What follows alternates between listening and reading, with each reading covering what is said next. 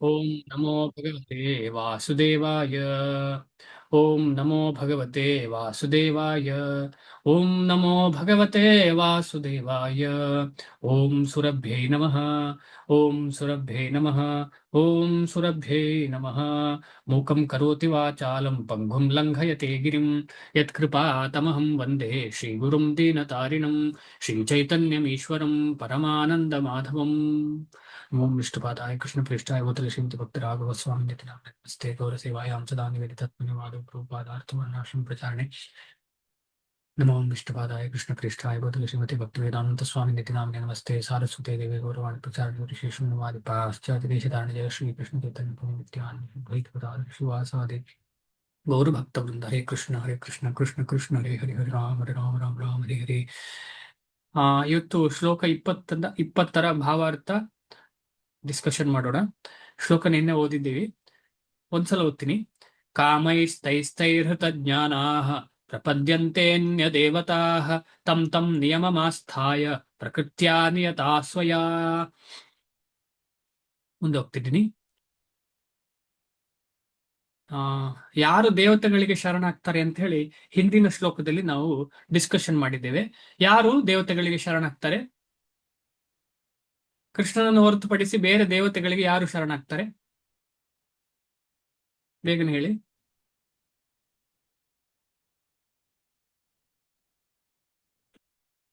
ಹೇಳ್ತಾ ಇಲ್ಲ ಯಾರು. ಆಸೆಗಳಿಲ್ಲದ ಫಲಾಪೇಕ್ಷೆ ಇರೋರು ಪ್ರಭುಜಿ. ಆಸೆಗಳಿಲ್ಲ ಯಾರಿಗಿರುತ್ತಾ ಅವರು. ಇಲ್ಲಿ ಒಬ್ರು ಹೇಳಿ, ಒಬ್ರು ಹೇಳಿ ಬೇಗನೆ. ಆಸೆ ಫಲ ಬೇಡ್ಕೊಳ್ಳೋರು ಪ್ರಭುಜಿ. ಆಸೆ ಮತ್ತು ಅಂದ್ರೆ ಇಂದ್ರಿಯ ತೃಪ್ತಿಯ ಆಸೆ ಇರುವವರು ಅಂತವರು ದೇವಾದಿ ದೇವತೆಗಳ ಅಲ್ಲ, ಎಲ್ಲ ದೇವತೆಗಳ ಹೋಗ್ತಾರೆ ಅಂತ ಹೇಳಿ ಅಲ್ವಾ? ಅದರ ಬಗ್ಗೆ ಚರ್ಚೆ ಇಲ್ಲಿ ನಡೀತಾ ಇರುವಂತದ್ದು. ಇದೇ ಶ್ಲೋಕ ಅಲ್ಲ, ಹಿಂದಿನ ಶ್ಲೋಕ ಅಲ್ಲ. ಹಿಂದಿನ ಶ್ಲೋಕದಲ್ಲಿ ವಿಚಾರ ಬೇರೆ. ಸಂಪೂರ್ಣ ಜ್ಞಾನ ಇರುವವರು ಭಗವಂತನಿಗೆ ಶರಣಾಗ್ತಾರೆ ಅಂತ ಹೇಳಿ ಹಿಂದಿನ ಶ್ಲೋಕ. ಇದರಲ್ಲೇ ಹೇಳ್ತಾ ಇರೋದು ಕಾಮೈಸ್ತೈಸ್ತೈ ಹೃತಜ್ಞಾನಾಃ. ಯಾರಿಗೆ ಕಾಮನೆಗಳು ಆಸೆಗಳಿರ್ತವೆ ಅಂತವರು ದೇವತೆಗಳ ಮೊರೆ ಹೋಗ್ತಾರೆ. ತುಂಬಾ ಇಂಪಾರ್ಟೆಂಟ್ ಶ್ಲೋಕ. ನಿಧಾನಕ್ಕೆ ಹೋಗೋಣ. ಅನುವಾದ ಶ್ರೀಲ ಪ್ರಭುಪಾದರಿಗೆ ಜಯವಾಗ್ಲಿ. ಐಹಿಕ ಬಯಕೆಗಳು ಯಾರ ಬುದ್ಧಿ ಶಕ್ತಿಯನ್ನು ಕದ್ದಿವೆಯೋ ಅಂತಹವರು ದೇವತೆಗಳಿಗೆ ಶರಣಾಗುತ್ತಾರೆ ಮತ್ತು ತಮ್ಮ ಸ್ವಭಾವಗಳಿಗೆ ಅನುಗುಣವಾಗಿ ಪೂಜೆಯ ನಿರ್ದಿಷ್ಟ ನಿಯಮ ನಿಬಂಧನೆಗಳನ್ನು ಅನುಸರಿಸುತ್ತಾರೆ. ಇದು ನಿನ್ನೆ ಚರ್ಚೆ ಮಾಡಿದ್ದೀವಿ ನಾವು. ಇಲ್ಲಿ ಒಂದು ಇಂಪಾರ್ಟೆಂಟ್ ವಿಷಯ ನಾವು ಏನು ತಿಂಕ್ ಮಾಡಬೇಕು ಅಂತ ಹೇಳಿ, ದೇವತೆಗಳು ಖಂಡಿತವಾಗಿ ಕೊಡ್ಬೇಕಿದ್ರೆ, ಏನಾದ್ರೂ ಅನುಗ್ರಹ ಕೊಡ್ಬೇಕಿದೆ, ಅದು ಕೃಷ್ಣನಿಂದಲೇ ಬರ್ಬೇಕಷ್ಟೇ. ಬೇರೆ ಅವರಾಗಿ ಕೊಡ್ಲಿಕ್ಕೆ ಸಾಧ್ಯವೇ ಇಲ್ಲ ಯಾವುದೇ ದೇವತೆಗಳು.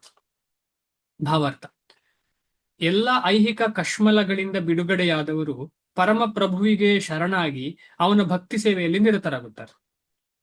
ಐಹಿಕ ಕಶ್ಮಲವು ಸಂಪೂರ್ಣವಾಗಿ ತೊಳೆದು ಹೋಗುವವರೆಗೆ ಸ್ವಭಾವದಿಂದ ಅವರು ಭಕ್ತರಲ್ಲ. ತುಂಬಾ ಇಂಪಾರ್ಟೆಂಟ್. ಯಾರಾದ್ರೂ ಓದ್ತೀರಾ ಇನ್ನೊಂದ್ಸಲ ಈ ಒಂದು ವಾಕ್ಯ?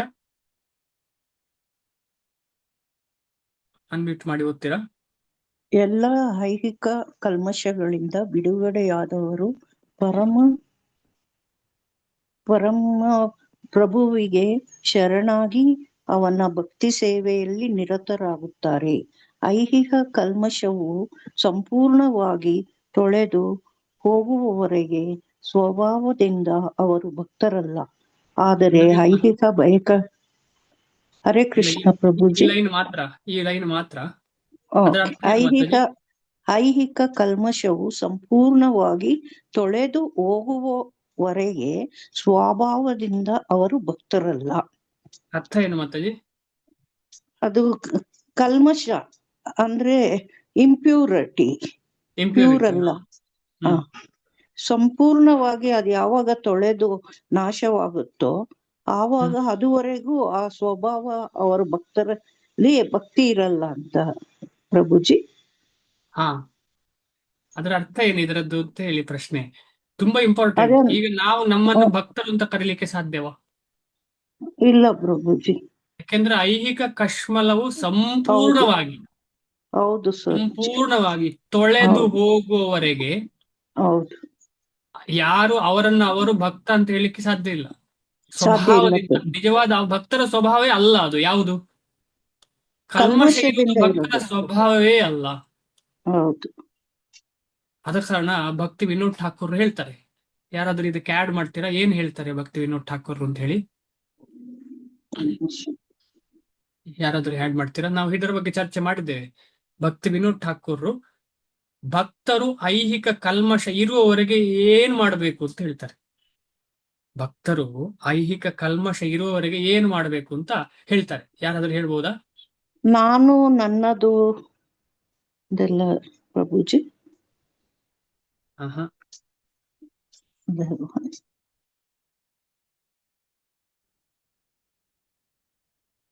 ನಂಗೆ ಶ್ಲೋಕ ನೆನಪು ಬರ್ತಿಲ್ಲ, ಆದರೆ ವಿಚಾರ ಏನು ಅಂತ ಹೇಳ್ತೀನಿ. ಯಾರಾದ್ರೂ ಪ್ರಯತ್ನ ಪಟ್ಟಿಲ್ಲ ಅಂದ್ರೆ ಏನ್ ಹೇಳ್ತಾರೆ ಅಂತ ಹೇಳಿದ್ರೆ, ಸಿಂಪಲ್ ವಿಷಯ. ಎಲ್ಲಿಯವರೆಗೆ ಭಕ್ತನಾಗ್ಲಿಕ್ಕೆ ಪ್ರಯತ್ನ ಪಡುವವನಿಗೆ ಇಂದ್ರಿಯ ತೃಪ್ತಿಯ ಬಯಕೆ ಇದೆಯೋ ಅಲ್ಲಿಯವರೆಗೆ ಅವರು ವರ್ಣಾಶ್ರಮ ಧರ್ಮವನ್ನ ಪರಿಪಾಲನೆ ಮಾಡಲೇಬೇಕು. ಮಾಡ್ಲಿಲ್ಲ ಅಂತ ಹೇಳಿದ್ರೆ ಏನಾಗ್ತದೆ? ಅವರು ಪುನಃ ಶುದ್ಧ ಭಕ್ತರಾಗ್ಲಿಕ್ಕೆ ಸಾಧ್ಯವೇ ಇಲ್ಲ. ಯಾಕೆ ಸಾಧ್ಯ ಇಲ್ಲ ಅಂತ ಹೇಳಿದ್ರೆ, ಆ ಐಹಿಕ ಕಲ್ಮಶ ಹೋಗುದೇ ಇಲ್ಲ. ಅಂದ್ರೆ ಐಹಿಕ ಕಲ್ಮಶ ಹೋಗ್ಲಿಕ್ಕೆ ಈ ವರ್ಣಾಶ್ರಮ ಧರ್ಮ ಹೆಲ್ಪ್ ಆಗ್ತದೆ ಅಂತ ಅರ್ಥ. ಅದರದ್ದು ತುಂಬಾ ಹೆಲ್ಪ್ ಆಗ್ತದೆ ಅಂತ. ಯಾಕೆಂತಂದ್ರೆ ಅಲ್ಲಿ ಸತ್ವಗುಣ ವೃದ್ಧಿ ಆಗ್ತದೆ. ಈಗ ಉದಾಹರಣೆಗೆ ನಾವು ವರ್ಣಾಶ್ರಮ ಧರ್ಮದ ಎಸೆನ್ಸ್ ಏನು ಅಂತ ಹೇಳಿ ನಾವು ಚರ್ಚೆ ಮಾಡಿದ್ದೇವೆ. ಗೋಬ್ರಾಹ್ಮಣ ಅಂತ ಹೇಳಿ, ಗೋಬ್ರಾಹ್ಮಣ ಹಿತ ಅಂತ ಹೇಳಿ. ಯಾಕಂದ್ರೆ ಕೃಷ್ಣ ಅದನ್ನೇ ಬಯಸುವಂಥದ್ದು. ಗೋಬ್ರಾಹ್ಮಣ ಅಂತ ಹೇಳಿದ್ರೆ ಏನು?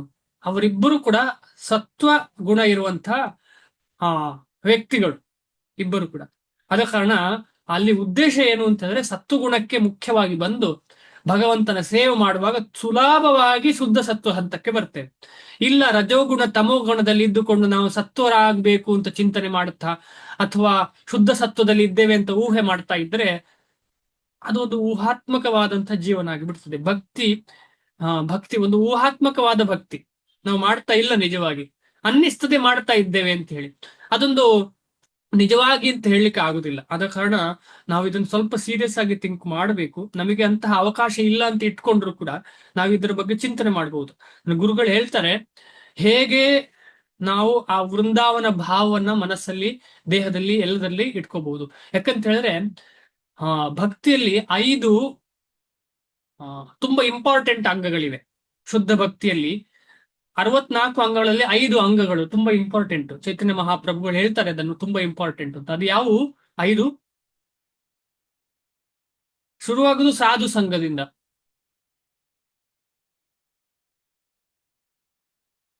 ಸಾಧು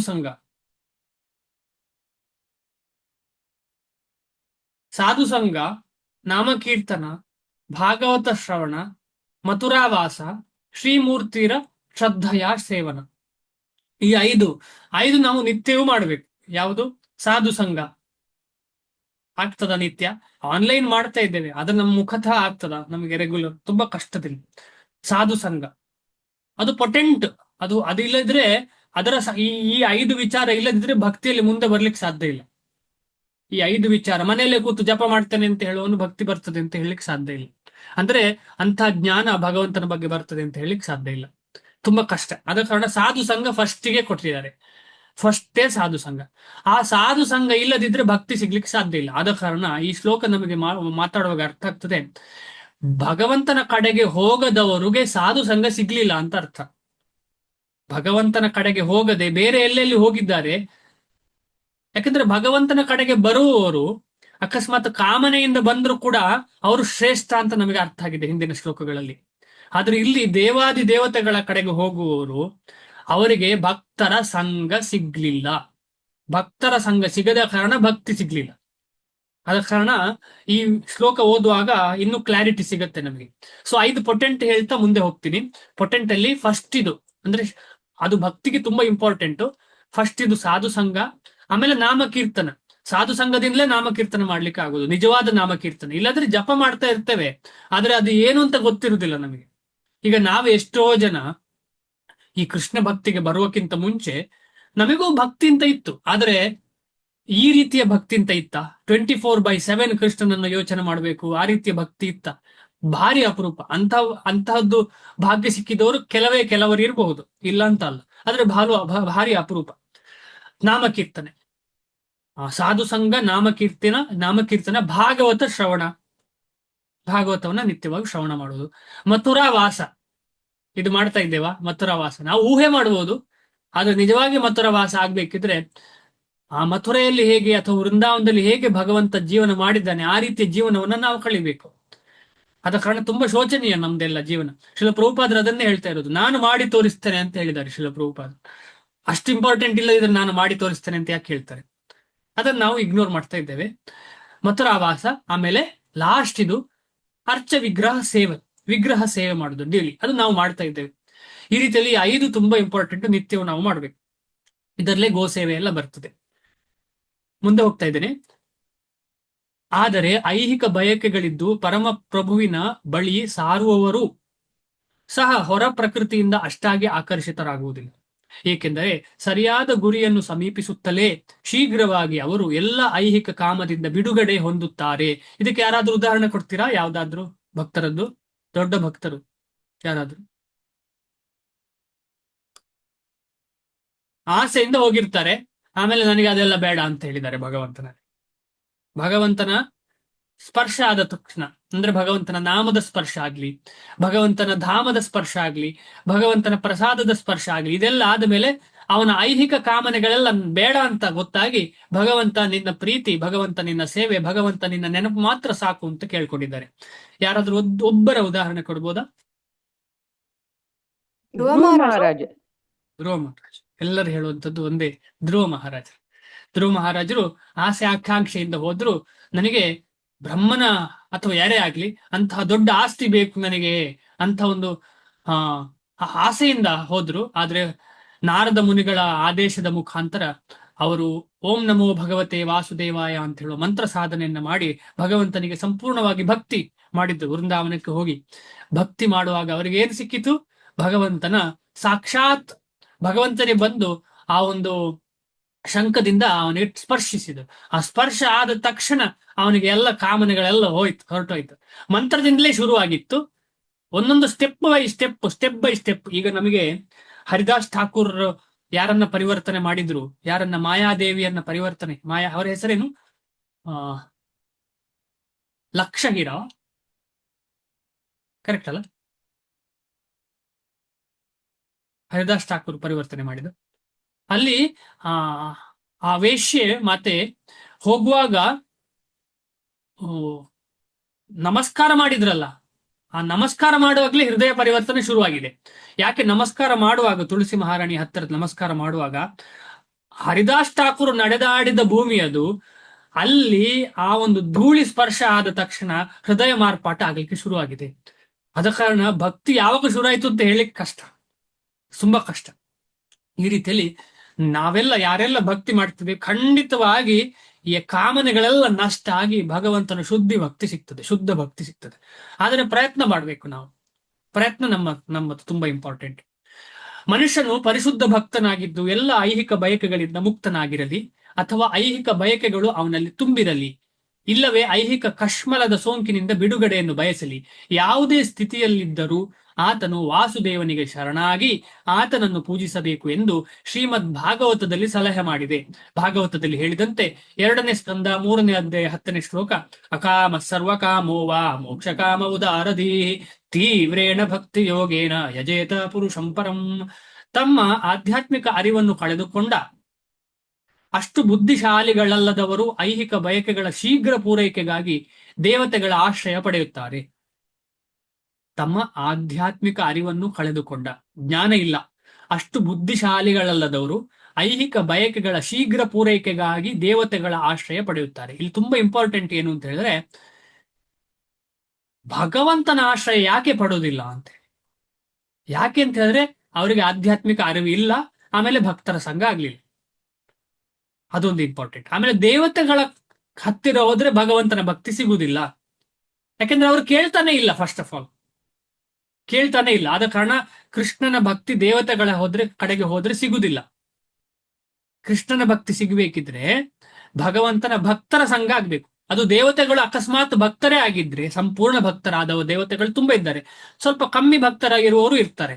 ಆದ ಕಾರಣ ಸಂಪೂರ್ಣ ಭಕ್ತಿ ಇರುವಂತಹ ಶುದ್ಧ ಭಕ್ತರಾದಂತಹ ದೇವತೆಗಳಿದ್ರೆ, ಬಟ್ ಹೋಗೋರ ಆಸಕ್ತಿ ಇಲ್ಲ ಅಲ್ಲ, ಹೋಗೋರಿಗೆ ಆಸಕ್ತಿ ಇಲ್ಲ. ಆದ್ರೆ ಕೃಷ್ಣನಿಗೆ ಮಾಡಿದ್ರೆ ಆಸಕ್ತಿ ಇಲ್ಲದವರು ಬದಲಾವಣೆ ಆಗ್ತಾರೆ. ಆಸಕ್ತಿ ಇಲ್ಲದಿದ್ರು ಕೂಡ ಕೃಷ್ಣನ ಕಡೆ ಯಾಕೆ ಹೋಗ್ತೇನೆ ಅಂತಲೇ ಗೊತ್ತಿಲ್ಲ, ಸಂಪೂರ್ಣ ವೈರಾಗ್ಯ ಸಿಗ್ತದೆ, ಸಂಪೂರ್ಣ ಅಕಾಮ ಸ್ತರಕ್ಕೆ ಅವರು ತಲುಪ್ತಾರೆ. ಏಕೆಂದರೆ ಅವರು ಕೆಳಮಟ್ಟದ ಪ್ರಕೃತಿ ಗುಣದಲ್ಲಿದ್ದಾರೆ. ಯಾರು? ದೇವಾದಿ ದೇವತೆಗಳ, ಎಲ್ಲ ದೇವತೆಗಳ ಪೂಜೆ ಮಾಡುವವರು ಅಥವಾ ಪುನಸ್ಕಾರ ಮಾಡುವವರು, ಅವರ ಬಗ್ಗೆ ತಪಸ್ಸು ಮಾಡುವವರು ಯಾವ ಗುಣದಲ್ಲಿರ್ತಾರೆ? ರಜಸ್ಸು ಮತ್ತು ತಮಸ್ಸು ಗುಣದಲ್ಲಿ ಇರ್ತಾರೆ. ಏಕೆಂದರೆ ಅವರು ಕೆಳಮಟ್ಟದ ಪ್ರಕೃತಿ ಗುಣದಲ್ಲಿದ್ದಾರೆ. ಈ ಕಾರಣದಿಂದ ಅವರು ವಿವಿಧ ದೇವತೆಗಳನ್ನು ಪೂಜಿಸುತ್ತಾರೆ. ಆ ಪೂಜೆಯ ಹಲವು ನಿಯಮ ನಿಬಂಧನೆಗಳನ್ನು ಅನುಸರಿಸಿ ತೃಪ್ತರಾಗುತ್ತಾರೆ. ದೇವತೆಗಳನ್ನು ಪೂಜಿಸುವವರು ಸಣ್ಣ ಪುಟ್ಟ ಅಪೇಕ್ಷೆಗಳಿಂದ ಪ್ರೇರಿತರಾಗುತ್ತಾರೆ. ಸಣ್ಣ ಪುಟ್ಟ ಅಪೇಕ್ಷೆಗಳಿಂದ ಪ್ರೇರಿತರಾಗುತ್ತಾರೆ. ಪರಮ ಗುರಿಯನ್ನು ಮುಟ್ಟುವುದು ಹೇಗೆ ಎಂದು ಅವರಿಗೆ ತಿಳಿಯದು. ಆದರೆ ಪರಮ ಪ್ರಭುವಿನ ಭಕ್ತನು ದಾರಿ ತಪ್ಪುವುದಿಲ್ಲ. ಇತರ ಆಮಿಷಕ್ಕೆ ಬಲಿಯಾಗುವುದಿಲ್ಲ. ಇಂದ್ರಿಯ ತೃಪ್ತಿ ಆಮಿಷಕ್ಕೆ, ಅಂದ್ರೆ ಇಂದ್ರಿಯ ತೃಪ್ತಿ ಆಮಿಷಕ್ಕೆ ಬಲಿಯಾದವರು ಮಾತ್ರ ದೇವತೆಗಳ ಮೊರೆ ಹೋಗ್ತಾರೆ. ವೈದಿಕ ಸಾಹಿತ್ಯದಲ್ಲಿ ಬೇರೆ ಬೇರೆ ಉದ್ದೇಶಗಳಿಗೆ ಬೇರೆ ಬೇರೆ ದೇವತೆಗಳನ್ನು ಪೂಜಿಸಬೇಕೆಂದು ಸೂಚಿಸಿದೆ. ಉದಾಹರಣೆಗೆ ರೋಗಿಯು ಸೂರ್ಯನನ್ನು ಪೂಜಿಸಬೇಕೆಂದು ಸೂಚಿಸಿದೆ. ಈ ಕಾರಣದಿಂದ ಭಗವಂತನ ಭಕ್ತರಲ್ಲದವರು ಕೆಲವು ಉದ್ದೇಶಗಳ ಸಾಧನೆಗೆ ಪರಮ ಪ್ರಭುವಿಗಿಂತ ದೇವತೆಗಳೇ ಉತ್ತಮ ಎಂದು ಭಾವಿಸುತ್ತಾರೆ, ಭಕ್ತರಲ್ಲದವರು. ಆದರೆ ಉದಾಹರಣೆ ಯಾರಾದ್ರೂ ಏನಾದ್ರೂ ಕೊಡ್ಬೋದಾ?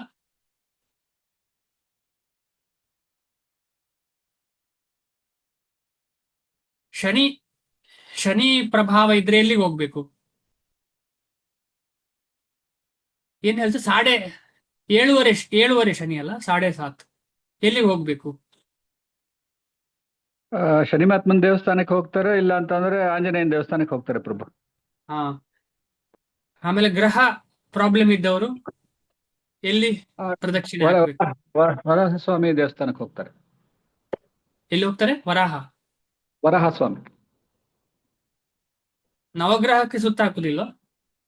ಅದು ಹಾಕ್ತಾರೆ ಪ್ರಭು. ಅದು ನವಗ್ರಹ ಸುತ್ತಾಕ್ತಾರೆ. ಹಾ.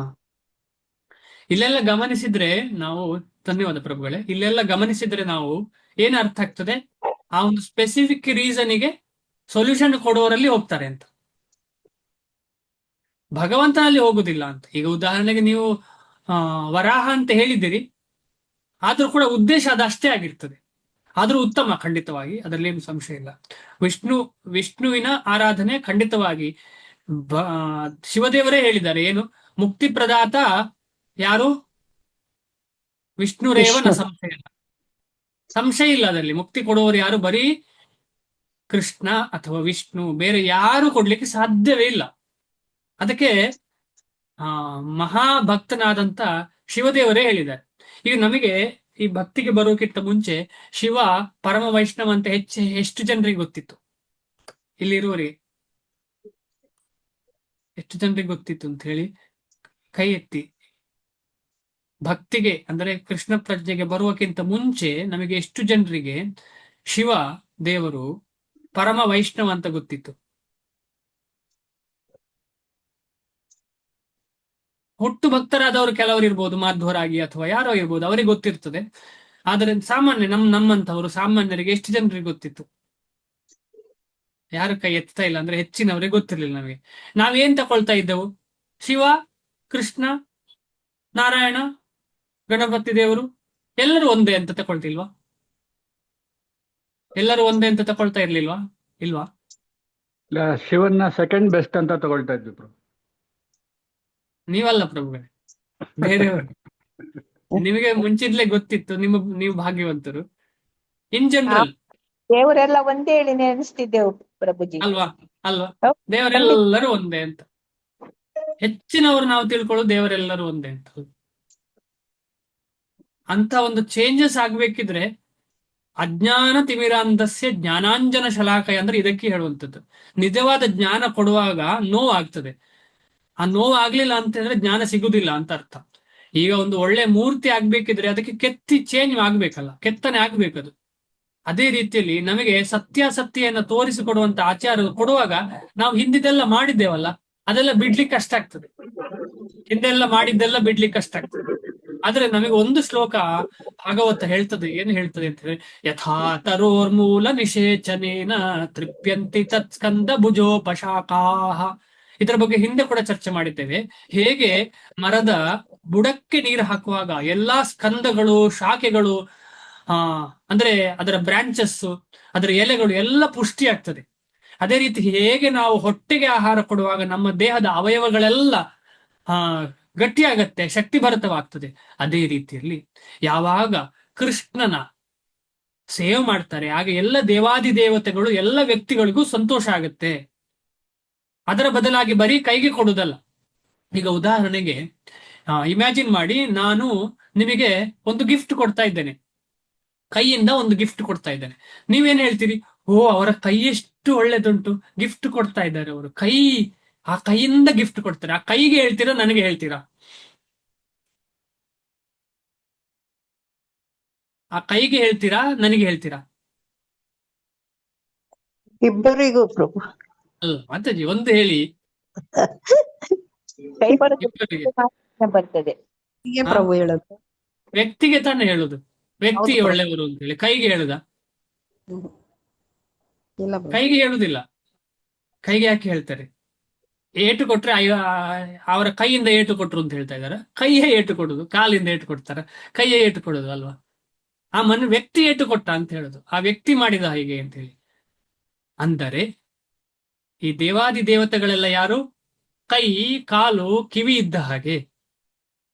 ಅವರ ಮುಖಾಂತರ ಕೊಡುದು ಯಾರು? ಕೃಷ್ಣನೇ ಕೊಡುದು ಅಂತ ಹೇಳಿ. ಕೃಷ್ಣನೇ ಕೊಡುದು. ಕೇಳಿದವರಿಗೆಲ್ಲರಿಗೂ ಸಿಗುವ ಒಂದು ವಿಚಾರ ಇದೆಯಲ್ಲ, ಅದು ಸಿಗುದು ಕೊನೆಗೆ ಭಗವಂತನಿಂದ ಅಂತ ಹೇಳಿ ನೆಕ್ಸ್ಟ್ ಶ್ಲೋಕದಲ್ಲಿ ಅದು ಬರ್ತದೆ. ಮುಂದೆ ಹೋಗ್ತಾ ಇದ್ದೇನೆ. ಆದರೆ ಪರಿಶುದ್ಧ ಭಕ್ತನಿಗೆ ಪರಮ ಪ್ರಭು ಕೃಷ್ಣನೇ ಎಲ್ಲರ ಪ್ರಭು ಎಂದು ಗೊತ್ತು. ಚೈತನ್ಯ ಚರಿತಾಮೃತದಲ್ಲಿ ಆದಿಲೀಲೆ 5.142 ಹೀಗೆ ಹೇಳಿದೆ: ಏಕಲೇ ಈಶ್ವರ ಕೃಷ್ಣ ಆರಸಭ ಭೃತ್ಯ. ಭೃತ್ಯ ಅಂತ ಹೇಳಿದ್ರೆ ದಾಸರು, ಸೇವಕರು. ಈಶ್ವರ ಅಂತ ಹೇಳಿದ್ರೆ ಪರಮ ಪ್ರಭು. ಅವರಿಂದ ಮಿಗಿಲಾದವರು ಯಾರಿಲ್ಲ, ಅವರಿಗೆ ಸಮನಾದವರು ಯಾರಿಲ್ಲ. ಆದ ಕಾರಣ ನಾವೆಲ್ಲರೂ ಅವರ ಸೇವಕರು. ಯಾರ ಸೇವಕರು? ಕೃಷ್ಣನ ಸೇವಕರು. ದೇವೋತ್ತಮ ಪರಮ ಪುರುಷನಾದ ಕೃಷ್ಣನು ಮಾತ್ರ ಪ್ರಭು. ತುಂಬಾ ಇಂಪಾರ್ಟೆಂಟ್. ಬರೀ ಪ್ರಭು ಅಲ್ಲ, ಮಾತ್ರ. ಮಾತ್ರ ಅಂದ್ರೆ ಒಬ್ಬರೇ ಪ್ರಭು. 100 ಜನ ಇರ್ಲಿಕ್ಕೆ ಸಾಧ್ಯ ಇಲ್ಲ. ಶ್ರೀಲ ಪ್ರಭುಪಾದರು ಹೇಳ್ತಾರೆ, ಬೇರೆ ಯಾರು ಇರ್ಲಿಕ್ಕೆ ಸಾಧ್ಯ ಇಲ್ಲ. ಉಳಿದೆಲ್ಲರೂ ಸೇವಕರು. ಯಾರೆಲ್ಲ ಸೇವಕರು? ತಾಯಿ ರಾಧಾರಾಣಿ ಕೂಡ ಸೇವಕರೇ. ಆದ್ರೆ ಸೇವಕ ಭಗವಾನ್ ಅವರು. ಯಾಕಂದ್ರೆ ನಾವು ಆ ರೀತಿಯಲ್ಲಿ ಆಗ್ಲಿಕ್ಕೆ ಸಾಧ್ಯ ಇಲ್ಲ.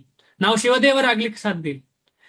ಆದುದರಿಂದ ಪರಿಶುದ್ಧ ಭಕ್ತನು ತನ್ನ ಐಹಿಕ ಅಗತ್ಯಗಳನ್ನು ಪೂರೈಸಿಕೊಳ್ಳಲು ದೇವತೆಗಳ ಬಳಿಗೆ ಹೋಗುವುದೇ ಇಲ್ಲ. ಪರಿಶುದ್ಧ ಭಕ್ತನು ಭಗವಂತನು ಅನುಗ್ರಹಿಸುವುದರಲ್ಲಿಯೇ ತೃಪ್ತಿ ಪಡುತ್ತಾನೆ. ಬರೀ ಪರಿಶುದ್ಧ ಭಕ್ತ ಮಾತ್ರ ಯಾಕೆ? ನಮಗೆ ಗೊತ್ತಾಗಿದೆ ಅಲ್ಲ ಈಗಾಗ್ಲೇ, 4 ರೀತಿಯ ವ್ಯಕ್ತಿಗಳು ಭಗವಂತನಲ್ಲಿ ಹೋಗ್ತಾರೆ ಅಂತ ಹೇಳಿ. ಆರ್ಥೋ ಅರ್ಥಾರ್ಥಿ ಜಿಜ್ಞಾಸು ಜ್ಞಾನಿ. ಅಂದ್ರೆ ನಾವೆಲ್ಲ ಈ ರೀತಿಯಲ್ಲಿ ಬಂದವರೆಲ್ಲ ಖಂಡಿತವಾಗಿ ಒಂದು ದಿನ ಪರಿಶುದ್ಧ ಭಕ್ತರಾಗ್ತಾರೆ. ನೆಕ್ಸ್ಟ್ 21ನೇ ಶ್ಲೋಕ. ಯೋ ಯೋ ಯಾಂ ಯಾಂ ತನುಂ ಭಕ್ತಃ ಶ್ರದ್ಧಯಾರ್ಚಿತುಮಿಚ್ಛತಿ ತಸ್ಯ ತಸ್ಯಾಚಲಾಂ ಶ್ರದ್ಧಾಂ ತಾಮೇವ ವಿದದಾಮ್ಯಹಂ. ಈಗ ದೇವತೆಗಳ ಪೂಜೆ ಮಾಡುವವರಿಗೆ ಆ ಒಂದು ಶ್ರದ್ಧೆ ಯಾರು ಕೊಡ್ತಾರೆ? ಅದನ್ನ, ಆ ಶ್ರದ್ಧೆಯನ್ನ ಹೇಗೆ ಸ್ಟ್ರಾಂಗ್ ಮಾಡ್ತಾರೆ ದೇವರು? ಯಾರು? ಕೃಷ್ಣ. ಹೇಗೆ ಆ ಶ್ರದ್ಧೆಯನ್ನ ಸ್ಟ್ರಾಂಗ್ ಮಾಡ್ತಾರೆ ಅಂತ ಹೇಳಿ ಈ ಶ್ಲೋಕದಲ್ಲಿ ಹೇಳಿದೆ. ನಾವು ಇಂದ್ರಿಯ ತೃಪ್ತಿ ಬಯಸಿ ನಾವು ಹೋದ್ರೆ ಕೃಷ್ಣ ತಥಾಸ್ತು ಅಂತ ಹೇಳ್ತಾರೆ. ಅಂತಹ ಏನ್ ಹೇಳುದು ಅದಕ್ಕೆ? ರಿನೌನ್ಸ್ಡ್ ಕೈಂಡ್ ಆಫ್. ಅಂತಹ ರಿನೌನ್ಸ್ಡ್ ಏನ್ ಹೇಳುದು?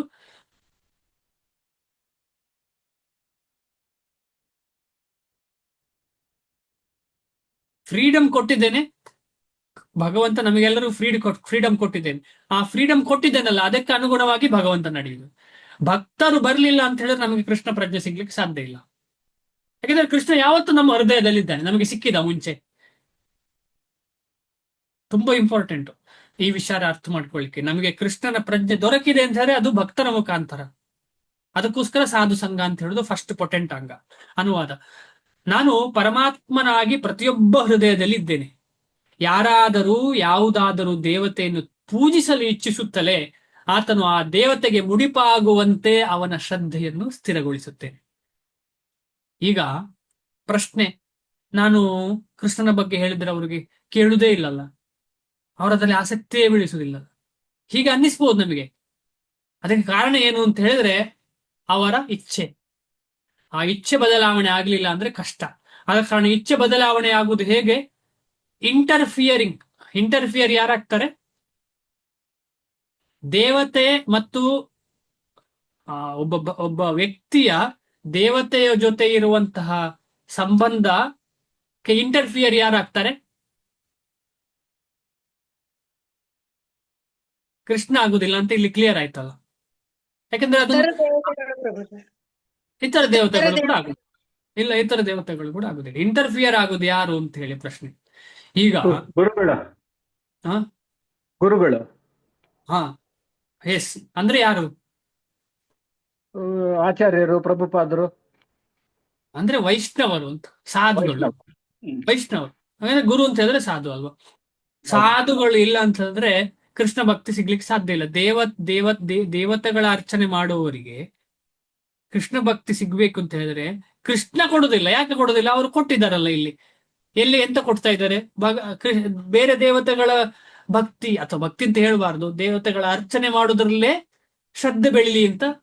ಯಾಕಂದ್ರೆ ಅದೇ ಕೇಳ್ತಾ ಇರುದಲ್ಲ. ಅದನ್ನು ಚೇಂಜ್ ಮಾಡುವಂತಹ ಭಾಗ್ಯ ಇರುವವರಿಗೆ ಸಿಗುದು ಯಾರು? ಭಕ್ತರು. ಆದ ಕಾರಣ ಭಕ್ತರು ಅಂತ ಹೇಳುದು ತುಂಬಾ ಇಂಪಾರ್ಟೆಂಟ್. ಶಾಸ್ತ್ರ ಕೆಲವೊಮ್ಮೆ ಹೇಳ್ತದೆ ಕೃಷ್ಣನಿಗಿಂತ ಜಾಸ್ತಿ ಭಕ್ತರಿಗೆ ವ್ಯಾಲ್ಯೂ, ಕೃಷ್ಣನಿಗಿಂತ ಜಾಸ್ತಿ. ಯಾಕೆ ಜಾಸ್ತಿ ಅಂತ ಹೇಳಿದ್ರೆ ಇಂಟರ್ಫಿಯರ್ ಆಗುದು ಅವರು ಅಂತ. ಇಂಟರ್ಫಿಯರ್ ಆಗುದು, ಮತ್ತೆ ಬಂದು ಕರ್ಕೊಂಡು ಹೋಗುದು ವಾಪಸ್ ಕೃಷ್ಣನ ಕಡೆಗೆ ಯಾರು? ಭಕ್ತರು. ಖಂಡಿತವಾಗಿ ಅವರು ಭಗವಂತನ ಇಚ್ಛೆಯಿಂದಲೇ ಮಾಡ್ತಾ ಇರುವಂಥದ್ದು. ಆ ಇಚ್ಛೆಗೆ, ಜ್ಞಾನಕ್ಕೆ ಶುದ್ಧ ಅಂತ ಹೇಳುದು ಅವರು ಶುದ್ಧ ಭಕ್ತರು. ಈಗ ಶ್ರೀಲ ಪ್ರಭುಪಾದರು ಅಲ್ಲಿಗೆ ಹೋಗಿ ಯಾಕೆ ಮಾಡಬೇಕಾಗಿತ್ತು? ಅವ್ರು ಸುಮ್ಮನೆ ಇಲ್ಲಿ ಭಕ್ತಿ ಮಾಡಬಹುದಿತ್ತು ವೃಂದಾವನದಲ್ಲಿ ಕೂತು. ಆ ವಿದೇಶಕ್ಕೆ ಹೋಗಿ, ಅದು ವಯೋವೃದ್ಧರು. ಅವರು ವಯೋವೃದ್ಧರು, ಆ ದೇಹದ ಆರೋಗ್ಯ ತೊಂದರೆ ಇರುವವರು, ಹೃದಯ ಆಘಾತ ಆದವರು ವಿದೇಶಕ್ಕೆ ಹೋಗಿ ಯಾರೂ ಗೊತ್ತಿಲ್ಲದ ಒಂದು ಸ್ಥಳದಲ್ಲಿ ಕೃಷ್ಣ ಅಂತ ಹೇಳಿದ್ರೆ ಅರಿವೇ ಇಲ್ಲದವರಿಗೆ ಯಾಕೆ ಹೇಳ್ಬೇಕಿತ್ತು? ಅಗತ್ಯವೇ ಇಲ್ಲ ಅಂತ ಅನ್ನಿಸ್ತದೆ ನಮಗೆ. ನಾವಿಲ್ಲಿ ಹೊರಗೆ ಹೋಗಿ ಹೇಳಲಿಕ್ಕೆ ನಮಗೆ ಭಯ, ಹೇಳಿದ್ರೆ ಏನೋ ಅವ್ರು ಏನ್ ಅನ್ಕೊಳ್ತಾರೋ ಅಂತ. ನಮಗೆಲ್ಲರಿಗೂ ಆಗುವಂತಹ ಸಹಜ ಮನೋಭಾವ. ಆದ್ರೆ ಅವರು ಶುದ್ಧ ಭಕ್ತರು, ನಾವಲ್ಲ, ಅಷ್ಟೇ ವ್ಯತ್ಯಾಸ. ಶುದ್ಧ ಭಕ್ತರು ಏನ್ ಮಾಡ್ತಾರೆ? ಅವರು ಇನ್ನೊಬ್ಬರ ನೋವನ್ನ ನೋಡ್ತಾರೆ. ಅಯ್ಯೋ, ಇಲ್ಲಿ ಜನ್ಮದಿಂದ ಬಂದು ಕೊಳಿತಾ ಇದ್ದಾನಲ್ಲ ಇವನನ್ನು ಹೇಗಾದ್ರೂ ಮಾಡಿ ತೆಗಿಬೇಕು ಇಲ್ಲಿಂದ ಅಂತೇಳಿ. ಈಗ ನಾವೆಲ್ಲ ಪ್ರಾಣಿ ದಯೆ ಇರುವವರು, ನೀವೆಲ್ಲ ನೋಡಿರ್ತೀವಿ. ನಾವು ಹೆಚ್ಚಿನವರು ಪ್ರಾಣಿ ದಯೆ ಇರುವವರು. ಒಂದು ನಾಯಿಯೋ ಅಥವಾ ಬೆಕ್ಕೋ ಏನಾದ್ರೂ ಕಷ್ಟದಲ್ಲಿದ್ರೆ ಇಮಿಡಿಯೇಟ್ ಅಯ್ಯೋ ಕೃಷ್ಣ ಇವರಿಗೆ ಒಂದು ಸಹಾಯ ಮಾಡುವ ಅಂತೇಳಿ ಹೋಗ್ತೇವೆ. ಅದು ಭೌತಿಕವಾದ ದೃಷ್ಟಿಕೋನದಿಂದ ನಾವು ಅವರಿಗೆ ಸಹಾಯ ಮಾಡ್ತೇವೆ. ಸೇಮ್ ಶಿಲ ಪ್ರಭುಪಾದಂತಹ ಆಚಾರ್ಯರಿಗೆ ನಮ್ಮನ್ನೆಲ್ಲ ನೋಡುವ ಕಾಣ್ತಾ ಉಂಟು ಅವರಿಗೆ. ಅಯ್ಯೋ, ಇವರು ಈ ಗುಂಡಿಯಲ್ಲಿ ಬಿದ್ದು ಒದ್ದಾಡ್ತಿದ್ದಾರೆ, ಈ ಚರಂಡಿಯಲ್ಲಿ ಬಿದ್ದಿದ್ದಲ್ಲ ಈ ನಾಯಿ, ನಂಗೆ ಹೇಳ್ತಾ ಇರೋದು ಎತ್ತುವ ಅಂತ ಹೇಳ್ತಾರೆ. ಅದಕ್ಕೆ ಶಿಲ ಪ್ರಭುಪಾದ ತುಂಬಾ ಸಲ ಈ ಪದವನ್ನು ಉಪಯೋಗಿಸ್ತಾರೆ. ನನಗೆ ಏನು ಉಪಯೋಗಿಸ್ತಾರೆ? ರಾಸ್ಕಲ್ ಅಂತ ಹೇಳುವ ಪದ ಉಪಯೋಗಿಸ್ತಾರೆ. ಯಾಕಂದ್ರೆ ಪುನಃ ಪುನಃ ಮಾಡುದೇನು? ಅಲ್ಲೇ ಹೋಗುದು, ಗಟರ್ನ ಸೈಡಿಗೆ ಹೋಗುದು. ನನ್ನನ್ನು ತೆಗಿಬೇಕಿದ್ರೆ ಏನು? ಆ ಒಂದು ಜ್ಞಾನದ ಒಂದು ಪ್ರಖರವಾದಂತಹ ಒಂದು ಅಸ್ತ್ರವನ್ನ ಉಪಯೋಗಿಸ್ಲಿಲ್ಲ ಅಂದ್ರೆ ಅರ್ಥವೇ ಆಗುದಿಲ್ಲ. ಅದನ್ನು ಉಪಯೋಗಿಸ್ಲಿಕ್ಕೆ ಈ ರೀತಿಯ ಪದಗಳನ್ನೆಲ್ಲ ಉಪಯೋಗಿಸ್ತಾರೆ ಶಿಲಪ್ರಭುಪಾದ. ಕೆಲವರಂತಾರೆ ಅಷ್ಟು ದೊಡ್ಡ ಆಚಾರ್ಯರು ಯಾಕೆ ಆ ತರ ಉಪಯೋಗಿಸ್ತಾರೆ? ನನ್ನಂತವನಿಗೆ ಅರ್ಥ ಆಗುದಿಲ್ಲ, ಅದಕ್ಕೆ ಉಪಯೋಗಿಸ್ತಿದ್ದಾರೆ. ಹೇಗಾದ್ರೂ ಮಾಡಿ ಹುಕ್ ಆರ್ ಕ್ರುಕ್ ನನಗೆ ಅರ್ಥ ಮಾಡ್ಲಿಲ್ಲ ಅಂತ ಹೇಳಿದ್ರೆ ಹೇಗೆ ಸಾಧ್ಯ ನನಗೆ ಸಿಗ್ಲಿಕ್ಕೆ ಭಕ್ತಿ? ಆತನು ಆ ದೇವತೆಗೆ ಮುಡಿಪಾಗುವಂತೆ ಅವನ ಶ್ರದ್ಧೆಯನ್ನು ಸ್ಥಿರಗೊಳಿಸುತ್ತೇನೆ. ಯಾರು? ಭಗವಂತ. ಆದ ಕಾರಣ ವೈಷ್ಣವರು ತುಂಬಾ ಇಂಪಾರ್ಟೆಂಟ್. ಭಾವಾರ್ಥ: ಭಗವಂತನು ಪ್ರತಿಯೊಬ್ಬರಿಗೂ ಸ್ವಾತಂತ್ರ್ಯವನ್ನು ಕೊಟ್ಟಿದ್ದಾನೆ. ಆದುದರಿಂದ ಯಾವುದೇ ಮನುಷ್ಯನು ಐಹಿಕ ಭೋಗವನ್ನು ಬಯಸಿ ಅಂತಹ ಸೌಲಭ್ಯಗಳನ್ನು ಐಹಿಕ ದೇವತೆಗಳಿಂದ ಪಡೆಯಲು ಮನಪೂರ್ವಕವಾಗಿ ಅಪೇಕ್ಷಿಸಿದರೆ ಎಲ್ಲರ ಹೃದಯಗಳಲ್ಲಿರುವ ಪರಮಾತ್ಮನಾಗಿ ಪರಮ ಪ್ರಭುವು ಅವರ ಅಪೇಕ್ಷೆಯನ್ನು ಅರ್ಥ ಮಾಡಿಕೊಂಡು ಸೌಲಭ್ಯಗಳನ್ನು ನೀಡುತ್ತಾನೆ. ಸೂರ್ಯ ದೇವರ ಹತ್ರ ಆರೋಗ್ಯ ಕೇಳಿದ್ರೆ ಸೂರ್ಯ ದೇವರ ಅಂತರ್ಯಾಮಿ ಆದಂತಹ ಪರಮಾತ್ಮ ಇದಕ್ಕೆ ಗ್ರಾಂಟೆಡ್, ಸರಿ ಇವನಿಗೆ ಆರೋಗ್ಯ ಕೊಡುವ ಅಂತ ಕೊಟ್ರೆ ಮಾತ್ರ ಸಿಗ್ತದೆ. ಸೂರ್ಯದೇವ ಕೊಡ್ಲಿಕ್ಕೆ ಆಗುದಿಲ್ಲ.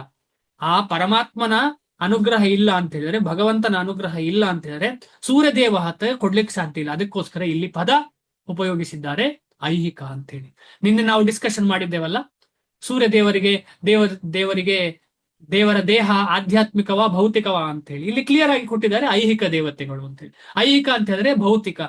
ಸೂರ್ಯ ದೇವತೆ ಆಗ್ಲಿ, ಚಂದ್ರ ದೇವತೆ ಆಗ್ಲಿ, ವಾಯು ದೇವತೆ ಆಗ್ಲಿ, ಯಾರೇ ಆಗ್ಲಿ, ದೇಹ ಆಧ್ಯಾತ್ಮ ಲೋಕದ್ದಲ್ಲ, ಭೌತಿಕ ಲೋಕದ್ದು. ಭೌತಿಕ ಲೋಕದ ದೇಹ ಇರುವವರು ಆಧ್ಯಾತ್ಮಿಕ ಸೌಲಭ್ಯಗಳನ್ನು ಹೇಗೆ ಆಶೀರ್ವಾದ ಕೊಡ್ಲಿಕ್ಕೆ ಸಾಧ್ಯ ಇಲ್ಲ, ಖಂಡಿತವಾಗಿ ಸಾಧ್ಯ ಇಲ್ಲ. ಆಧ್ಯಾತ್ಮಿಕ ಶರೀರ ಆಗಿರ್ಬೇಕು. ಅದಕ್ಕೋಸ್ಕರ ಭಗವಂತ ಹೇಳ್ತಾ ಇದ್ದಾರೆ, ಜನ್ಮ ಕರ್ಮ ಚ ಮೇ ದಿವ್ಯಂ ಅಂತ ಹೇಳೋ ಶ್ಲೋಕವನ್ನ ನಾವು ನೋಡಿದ್ದೇವೆ. ಭಗವಂತನ ಜನ್ಮ, ಕರ್ಮ, ದಿವ್ಯ, ಶರೀರ ಎಲ್ಲವೂ ದಿವ್ಯ ಅಂದ್ರೆ ಆಧ್ಯಾತ್ಮಿಕ. ಆದ್ರೆ ದೇವತೆಗಳಿಗೆ ಹಾಗೆ ಹೇಳಿಲ್ಲ, ಐಹಿಕ ಅಂತ ಹೇಳಿದೆ. ಐಹಿಕ ದೇವತೆಗಳಿಂದ ಪಡೆಯಲು ಮನಪೂರ್ವಕವಾಗಿ ಅಪೇಕ್ಷಿಸಿದರೆ ಎಲ್ಲರ ಇದಾಯ್ತು, ಸೌಲಭ್ಯಗಳನ್ನು ಭಗವಂತನೇ ನೀಡುತ್ತಾನೆ. ಎಲ್ಲ ಜೀವಿಗಳ ಪರಮ ಜನಕನಾಗಿ ಆತನು ಅವರ ಸ್ವಾತಂತ್ರ್ಯಕ್ಕೆ ಅಡ್ಡ ಬರುವುದಿಲ್ಲ. ಅವರು ತಮ್ಮ ಐಹಿಕ ಅಪೇಕ್ಷೆಗಳನ್ನು ಪಡೆದುಕೊಳ್ಳುವಂತೆ ಎಲ್ಲ ಸೌಲಭ್ಯಗಳನ್ನು ನೀಡುತ್ತಾನೆ. ಸರ್ವಶಕ್ತನಾದ ದೇವರು ಈ ಐಹಿಕ ಜಗತ್ತಿನಲ್ಲಿ ಜೀವಿಗಳಿಗೆ ಭೋಗಕ್ಕೆ ಸೌಲಭ್ಯಗಳನ್ನು ಕೊಟ್ಟು ಅವರ ಮಾಯಾಶಕ್ತಿಯ ಬಲೆಗೆ ಬೀಳಲು ಅವಕಾಶ ಕೊಡುವುದೇಕೆ ಎಂದು ಕೆಲವರು ಕೇಳಬಹುದು. ಅದಕ್ಕೆ ಉತ್ತರ ಇದು: ಪರಮಾತ್ಮನಾದ ಪರಮ ಪ್ರಭುವು ಇಂತಹ ಸೌಲಭ್ಯಗಳನ್ನು ಕೊಡದಿದ್ದರೆ ಸ್ವಾತಂತ್ರ್ಯಕ್ಕೆ ಅರ್ಥವೇ ಇಲ್ಲ. ಯಾಕೆ ಭಗವಂತ ನೇರವಾಗಿ ಅವನ ಭಕ್ತಿಗೆ ಬರುವ ಹಾಗೆ ಪ್ರಯತ್ನ ಮಾಡಬಾರ್ದು ಅಂತ ಹೇಳುವ ಪ್ರಶ್ನೆಗೆ ಉತ್ತರ: ಸ್ವಾತಂತ್ರ್ಯ ಕೊಟ್ಟ ಮೇಲೆ ಆ ಸ್ವಾತಂತ್ರ್ಯಕ್ಕೆ ಅನುಗುಣವಾಗಿ ಅವರು ನಡ್ಕೊಳ್ತಾರೆ. ಆದುದರಿಂದ ಆತನು ಪ್ರತಿಯೊಬ್ಬರಿಗೂ ಸಂಪೂರ್ಣ ಸ್ವಾತಂತ್ರ್ಯವನ್ನು ಅವರು ಬಯಸುವುದನ್ನು ಕೊಡುತ್ತಾನೆ. ಆದರೆ ಅವನ ಕೊನೆಯ ಬುದ್ಧಿವಾದವನ್ನು ಭಗವದ್ಗೀತೆಯಲ್ಲಿ ಕಾಣುತ್ತೇವೆ. ಮನುಷ್ಯನು ಬೇರೆ ಯಾತರಲ್ಲಿಯೂ ಇದೇನು ಮನುಷ್ಯನು ಬೇರೆ ಯಾವುದರಲ್ಲಿಯೂ ಮನಸ್ಸನ್ನು ತೊಡಗಿಸದೆ ಅವನಿಗೆ ಸಂಪೂರ್ಣವಾಗಿ ಶರಣಾಗಬೇಕು. ಅದು ಮನುಷ್ಯನಿಗೆ ಸುಖವನ್ನು ತರುತ್ತದೆ. ಅಂದ್ರೆ ಭಗವಂತ ಇನ್ಸ್ಟ್ರಕ್ಷನ್ ಕೊಟ್ಟಿದ್ದಾರೆ, ಏನು, ನನಗೆ ಶರಣಾಗು ಅಂತ ಹೇಳಿ. ಹಾಗೆ ಅಂತ ಹೇಳಿ ಇದು ನನ್ನ ಮತ ಅಂತ ಹೇಳ್ತಾರೆ ಭಗವಂತ. ಅಷ್ಟು ಫ್ರೀಡಮ್, ಆಧ್ಯಾತ್ಮಿಕ ಜ್ಞಾನ ಕೊಟ್ಟರು ಕೂಡ ಇದು ನನ್ನ ಮತ ಅಂತ ಹೇಳಿ ಅರ್ಜುನನಿಗೆ ಇದೇ ಮಾಡು ಅಂತ ಹೇಳಿ ಹೇಳ್ತಾ ಇಲ್ಲ, ಇದು ನನ್ನ ಮತ ಅಂತ ಹೇಳಿ. ಭಗವಂತನೇ ಅಷ್ಟು ಫ್ರೀಡಮ್ ಕೊಟ್ಟಿದ್ರೆ ಭಗವಂತನ ಒಂದು ಪ್ರೀತಿ ಹೇಗೆ ನೋಡಿ. ಆ ಫ್ರೀಡಮ್ ಇಲ್ಲಾಂದ್ರೆ ಫ್ರೀಡಮೇ ಇಲ್ಲ ಅಂತ ಆಯ್ತಲ್ಲ. ಇದೇ ಮಾಡು ಅಂತ ಹೇಳಿದ್ರೆ ಫೋರ್ಸ್ಫುಲ್ ಆಯ್ತು, ನನಗೆ ಶರಣಾಗು ಅಂತ ಹೇಳಿದ್ರೆ ಫೋರ್ಸ್ಫುಲ್ ಆಯ್ತು. ನನಗೆ ಶರಣಾಗು ಅಂತ ಹೇಳಿ ಇದು ನನ್ನ ಮತ ಅಂತ ಭಗವಂತ ಈ ರೀತಿ ಬುದ್ಧಿವಾದ ಅಂತ ಹೇಳುದು. ಅದಕ್ಕೆ ಜೀವಿಯು ದೇವತೆಗಳು ದೇವೋತ್ತಮ ಪರಮ ಪುರುಷನ ಇಚ್ಛೆಗೆ ಅಧೀನರು. ಫಾಸ್ಟ್ ಹೋಗ್ತಾ ಇದ್ದೇನೆ ಅಂತ ಹೇಳಿ ಇಂಪಾರ್ಟೆಂಟು. ಜೀವಿಯು ದೇವತೆಗಳು ಇಬ್ಬರು ಕೂಡ ದೇವೋತ್ತಮ ಪರಮ ಪುರುಷನ ಇಚ್ಛೆಗೆ ಅಧೀನರು. ಆದುದರಿಂದ ಜೀವಿಯು ಸ್ವಂತ ಇಚ್ಛೆಯಿಂದ ದೇವತೆಯನ್ನು ಪೂಜಿಸುವುದೂ ಸಾಧ್ಯವಿಲ್ಲ. ಆ ಶ್ರದ್ಧೆಯನ್ನ ಯಾರು ಕೊಡ್ತಾ ಇರೋದು? ಭಗವಂತ. ಪರಮ ಸಂಕಲ್ಪಕ್ಕೆ ಹೊರತಾಗಿ ದೇವತೆಯು ಯಾವ ವರವನ್ನು ಕೊಡುವಂತೆಯೂ ಇಲ್ಲ. ಭಗವಂತ ಗ್ರಾಂಟ್ ಮಾಡ್ಲಿಲ್ಲ ಅಂದ್ರೆ ಯಾವ ದೇವತೆಗಳು ಕೂಡ ವರ ಕೊಡ್ಲಿಕ್ಕೆ ಸಾಧ್ಯ ಇಲ್ಲ. ವರ ಕೊಟ್ಟರು ಕೂಡ ಏನು ಕೊಡ್ತಾರೆ? ಭೌತಿಕವಾದ ವರ, ಆಧ್ಯಾತ್ಮಿಕವಾದ ವರ ಕೊಡ್ಲಿಕ್ಕೆ ಸಾಧ್ಯ ಇಲ್ಲ. ಈಗ ರಾಕ್ಷಸರು ಏನು ಕೇಳ್ತಾ ಹೋಗ್ತಾರೆ? ಉದಾಹರಣೆಗೆ ಯಾವ್ದಾದ್ರೂ ಒಬ್ಬ ರಾಕ್ಷಸ, ಯಾರು ಹಿರಣ್ಯ ಕಶಿಪು ಏನು ಕೇಳಿದ ಬ್ರಹ್ಮನಲ್ಲಿ?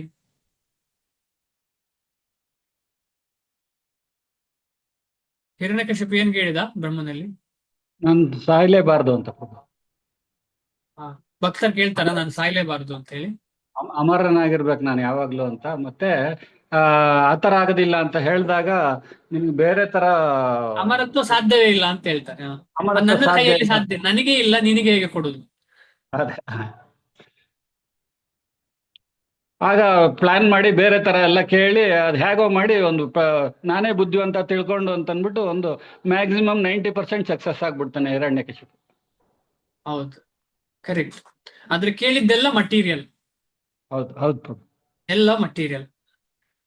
ಸೊ ಮಟೀರಿಯಲ್ ಇರುವದ್ದು ಉದಾಹರಣೆ ಎಷ್ಟು ಇದೆ, ಒಂದೆರಡಲ್ಲ, ಎಲ್ಲ ದೈತ್ಯರು ಎಲ್ಲರೂ ಕೇಳುವಂಥದ್ದು ಮಟಿ ಇರೋದು. ಪರಮ ಸಂಕಲ್ಪಕ್ಕೆ ಹೊರತಾಗಿ ದೇವತೆಯು ಯಾವ ವರವನ್ನು ಕೊಡುವಂತೆಯೂ ಇಲ್ಲ. ಸಾಮಾನ್ಯವಾಗಿ ಐಹಿಕ ಜಗತ್ತಿನಲ್ಲಿ ದುಃಖಕ್ಕೆ ಒಳಗಾದವರು ವೈದಿಕ ಸಾಹಿತ್ಯದಲ್ಲಿ ಸೂಚಿಸಿರುವಂತೆ ದೇವತೆಗಳ ಬಳಿ ಸಾರುತ್ತಾರೆ. ಸಾಮಾನ್ಯವಾಗಿ ಆದ ಕಾರಣ ಭಗವಂತನ ಕಡೆ ಹೋದವರು ಅಸಾಮಾನ್ಯರು. ಯಾವುದೇ ಒಂದು ವಸ್ತುವನ್ನು ಬಯಸುವವರು ಒಬ್ಬ ನಿರ್ದಿಷ್ಟ ದೇವತೆಯನ್ನು ಪೂಜಿಸಬಹುದು. ವಿದ್ಯೆ ಬಯಸುವವರು ಸರಸ್ವತಿಯನ್ನು ಪೂಜಿಸಬಹುದು. ಸುಂದರಿಯಾದ ಹೆಂಡತಿಯನ್ನು ಬಯಸುವವನು ಶಿವನ ಪತ್ನಿಯಾದ ಉಮಾದೇವಿಯನ್ನು ಪೂಜಿಸಬಹುದು. ಹೀಗೆ ಶಾಸ್ತ್ರಗಳಲ್ಲಿ ಬೇರೆ ಬೇರೆ ದೇವತೆಗಳ ಆರಾಧನೆಗೆ ಬೇರೆ ಬೇರೆ ಪೂಜಾ ಮಾರ್ಗಗಳನ್ನು ಹೇಳಿದೆ. ಒಂದು ಜೀವಿಯು ಯಾವುದೋ ಒಂದು ನಿರ್ದಿಷ್ಟ ಸೌಲಭ್ಯವನ್ನು ಬಯಸುವುದರಿಂದ ಆ ನಿರ್ದಿಷ್ಟ ದೇವತೆಯಿಂದ ಆ ಅನುಗ್ರಹವನ್ನು ಪಡೆಯುವಂತೆ ಪರಮ ಪ್ರಭುವು ಆ ಜೀವಿಗೆ ಪ್ರಬಲವಾದ ಪ್ರೇರಣೆಯನ್ನು ನೀಡುತ್ತಾನೆ. ಆದುದರಿಂದ ಆತನು ಆ ಅನುಗ್ರಹವನ್ನು ಪಡೆಯುತ್ತಾನೆ. ಆ ಜೀವಿಯು ಆ ನಿರ್ದಿಷ್ಟ ದೇವತೆಯ ಬಗ್ಗೆ ತಳೆಯುವ ವಿಶಿಷ್ಟ ಭಕ್ತಿಯ ಮನೋಭಾವವನ್ನು ಪರಮ ಪ್ರಭುವು ನಿರ್ಧರಿಸುತ್ತಾನೆ. ದೇವತೆಗಳು ಜೀವಿಯಲ್ಲಿ ಇಂತಹ ಬಾಂಧವ್ಯವನ್ನು ತುಂಬಲಾರರು. ದೇವತೆಗಳು ಜೀವಿಗಳಲ್ಲಿ ಇಂತಹ ಬಾಂಧವ್ಯವನ್ನು ತುಂಬಲಾರರು. ಅಂದ್ರೆ ಭಗವಂತನ ಭಕ್ತಿ ದೇವತೆಗಳು ಕೊಡ್ಲಿಕ್ಕೆ ಸಾಧ್ಯ ಇಲ್ಲ. ಏಕೆಂದರೆ ಅವನೇ ಪರಮ ಪ್ರಭು, ಯಾರು? ಭಗವಂತ, ಅಥವಾ ಎಲ್ಲ ಜೀವಿಗಳ ಹೃದಯದಲ್ಲಿರುವ ಪರಮಾತ್ಮನು. ದೇವತೆಗಳು ವಾಸ್ತವವಾಗಿ ಪರಮ ಪ್ರಭುವಿನ ವಿಶ್ವರೂಪದ ಬೇರೆ ಬೇರೆ ಭಾಗಗಳು. ಆಗ ಡಿಸ್ಕಷನ್ ಮಾಡಿದ್ದೇವೆ ನಾವು, ಯಥಾ ತರೋರ್ಮೂಲ ನಿಷೇಚನೇನ. ಆದುದರಿಂದ ಅವರಿಗೆ ಸ್ವಾತಂತ್ರ್ಯವಿಲ್ಲ. ಈಗ ಪ್ರಾಣ ಸಂಚಾರ ಆಗ್ಲಿಲ್ಲ ಅಂತಾರೆ, ಕಿವಿಗೆ ಏನಾದ್ರೂ ಸ್ವಾತಂತ್ರ್ಯ ಇದೆಯಾ? ಕೈಗೆ ಏನಾದ್ರೂ ಸ್ವಾತಂತ್ರ್ಯ ಇದೆಯಾ? ಇಲ್ಲ. ಪರಮಾತ್ಮನಾಗಿ ದೇವೋತ್ತಮ ಪರಮ ಪುರುಷನು ದೇವತೆಯ ಹೃದಯದಲ್ಲಿಯೂ ಇದ್ದಾನೆ. ಆದುದರಿಂದ ಆತನು ಜೀವಿಯ ಅಪೇಕ್ಷೆಯನ್ನು ದೇವತೆಯ ಮೂಲಕ ಪೂರೈಸಲು ವ್ಯವಸ್ಥೆ ಮಾಡುತ್ತಾನೆ. ಏನ್ ಮಾಡ್ತಾ ಇದ್ದಾನೆ? ಆದುದರಿಂದ ಆತನು ಜೀವಿಯ ಅಪೇಕ್ಷೆಯನ್ನು ದೇವತೆಯ ಮೂಲಕ ಪೂರೈಸಲು ವ್ಯವಸ್ಥೆ ಮಾಡುತ್ತಾನೆ. ಈಗ ಒಂದು ಉದಾಹರಣೆ, ಭೌತಿಕವಾದ ಉದಾಹರಣೆ ಕೊಡುವ. ಈಗ ನಾನು ನಾರಾಯಣ ಪ್ರಭುಗಳು, ಆಮೇಲೆ ಒಂದೆರಡು ಹೆಸರು ಹೇಳುವ, ಆಯ್ತಾ? ಮಥುರಾ ಮಾತಾಜಿ, ನಂದಪ್ರಿಯ ಮಾತಾ, ನಾವೆಲ್ಲ ಕ್ಲೋಸ್ ಫ್ರೆಂಡ್ಸ್ ಅಂತ ಇಟ್ಕೊಳ್ಳೋ. ಎಲ್ರಿಗೂ ಪರ್ಸನಲ್ ನಾನು ಮೆಸೇಜ್ ಮಾಡ್ತೇನೆ. ಪರ್ಸನಲ್ ಮೆಸೇಜ್ ಮಾಡಿ ಹೇಗಿದ್ದೀರಿ ಅಂತೆಲ್ಲ ಕೇಳ್ತೇನೆ. ಒಂದು ದಿವಸ ಸಡನ್ ಆಗಿ ನಾನು ಯಾರೋ ಒಬ್ಬರಿಗೆ ಮಾತ್ರ ಹೇಳ್ತೇನೆ, ನೀವೇ ಅವರಿಗೆಲ್ಲ ಮೆಸೇಜ್ ಹಾಕಿ ಅಂತ ಹೇಳ್ತೇನೆ. ಆಗ ಏನಾಗ್ತದೆ? ಬೇರೆಯವರ ಮನೋಭಾವ ಏನಾಗ್ತದೆ? ಮಥುರಾ ಮಾತಾಜಿ ಏನಾದ್ರು ಹೇಳ್ತೀರಾ? ನಾನು ಹೇಳಿದ ಅರ್ಥ ಆಗ್ತಿದ್ಯಾ? ಓ, ಅವರಿಗೆ ಮಥುರಾ ಮಾತಾಜಿನೇ ತುಂಬಾ ಜಾಸ್ತಿ ನಮ್ಗೆ ಹೇಳಿಲ್ಲ ನೋಡಿ ಅಂತ ಹೇಳಿಸ್ತಾರೆ. ಅವರಿಗೆ ಆಧಾರ ಮಾಡ್ತಿದ್ದಾರೆ. ಏನೋ ಸ್ವಲ್ಪ ಸೊಕ್ಕಾಗಿದೆ ಇವರಿಗೆ, ಹಾಗೆ ಏನೋ ಅನ್ಕೊಳ್ಬಹುದು ಅಲ್ವಾ? ನಾವೆಲ್ಲ ಅನ್ಕೊಳ್ಬಹುದು ಹಾಗೆ. ಅಂದ್ರೆ ಇನ್ನೊಬ್ಬನಿಗೆ ಡೆಲಿಗೇಟ್ ಮಾಡಿದ್ದಾರೆ ಅಂತ ಹೇಳಿದ್ರೆ ಅಲ್ಲಿ ಇಂಪಾರ್ಟೆನ್ಸ್ ಎಷ್ಟು ಕಮ್ಮಿ ಆಯ್ತು ನಮ್ಗೆ ಅರ್ಥ ಆಗ್ತದೆ. ಭಗವಂತ ನೇರ ಮಾಡುದಿಲ್ಲ. ಅಂದ್ರೆ ಅವರು ಕೇಳುವಂತ ವಿಚಾರ ಏನು ಅಂತಂದ್ರೆ ನೆಗ್ಲಿಜೆನ್ಸ್, ವ್ಯರ್ಥವಾದ ವಿಚಾರವನ್ನು ಕೇಳ್ತಿದ್ದಾರೆ. ಅದಕ್ಕೆ ಭಗವಂತ ಪ್ರೇರಣೆ ಮಾಡ್ತಿದ್ದಾರೆ ಬೇರೆ ದೇವತೆಗಳ ಹತ್ರ ಹೋಗ್ಲಿ ಅಂತ ಹೇಳಿ ಪೂರೈಸಲು. ಯಾಕಂದ್ರೆ ಅವರು ಟೈಮ್ ವೇಸ್ಟ್. ಯಾಕಂದ್ರೆ ಇವರದ್ದು ಭೌತಿಕ ಅಪೇಕ್ಷೆ ಇವರು ಚೇಂಜೇ ಆಗುದಿಲ್ಲ, ಅವರ ಯೋಚನೆ ಇಲ್ಲ. ಆದ್ರೆ ಅಷ್ಟಾಗಿ ಕೂಡ ಅಕಸ್ಮಾತ್ತಾಗಿ ಭಕ್ತರು ಸಿಕ್ಕಿದ್ರೆ ಅಲ್ಲಿ ಬದಲಾವಣೆ. ಅಂತ ಅದ್ಭುತವಾದ ವಿಚಾರ ಇದು. ಆದುದರಿಂದ ಆತನು ಜೀವಿಯ ಅಪೇಕ್ಷೆಯನ್ನು ದೇವತೆಯ ಮೂಲಕ ಪೂರೈಸಲು ವ್ಯವಸ್ಥೆ ಮಾಡುತ್ತಾನೆ. ಆದರೆ ದೇವತೆಯೂ ಜೀವಿಯೂ ಪರಮ ಸಂಕಲ್ಪವನ್ನು ಅವಲಂಬಿಸಿದವರು, ಅವರಿಗೆ ಸ್ವಾತಂತ್ರ್ಯವಿಲ್ಲ ಎಂದು ವೈದಿಕ ಸಾಹಿತ್ಯದಲ್ಲಿ ಹೇಳಿದೆ. ಆದ ಕಾರಣ ಯಾರು, ನಮಗಿಷ್ಟರವರೆಗೆ ತಿಳಿದದ್ದು, ಯಾರು ಕೃಷ್ಣನ ಕಡೆ ಯಾವುದೇ ಕಾರಣಕ್ಕೆ ಬಂದಿರ್ಲಿ ಅವರು ಶ್ರೇಷ್ಠರು, ಅವರು ತುಂಬಾ ಶ್ರೇಷ್ಠರು. ಯಾಕೆಂದ್ರೆ ಅವರು ಶುದ್ಧ ಭಕ್ತಿಯ ಪಥದಲ್ಲಿದ್ದಾರೆ. ಭಗವಂತನ ಸ್ಪರ್ಶ ಅಂತ ಹೇಳಿದ್ರೆ ಶುದ್ಧತೆ ಶುರು ಆಯ್ತು ಅಂತ ಅರ್ಥ. ಅದಕ್ಕೆ ಒಂದು ಉತ್ತಮವಾದ ಶ್ಲೋಕ ಇದೆ. ಏನು ಶ್ಲೋಕ ಇದು? ಭಗವಂತನ ಬಗ್ಗೆ ಚಿಂತನೆ ಮಾಡಿದ್ರೆ ಸಂಪೂರ್ಣ ಶುದ್ಧರಾಗ್ತಾರೆ ಅಂತ ನಾವೆಲ್ಲರೂ ನಿತ್ಯವೂ ಹೇಳುವಂತ ಶ್ಲೋಕ.